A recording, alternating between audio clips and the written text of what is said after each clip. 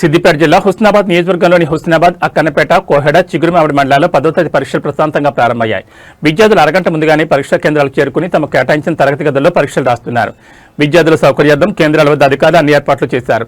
ఎటువంటి అవాంఛనీయ ఘటనలు జరగకుండా పోలీసులు పటిష్ట బందోబస్తు నిర్వహిస్తున్నారు.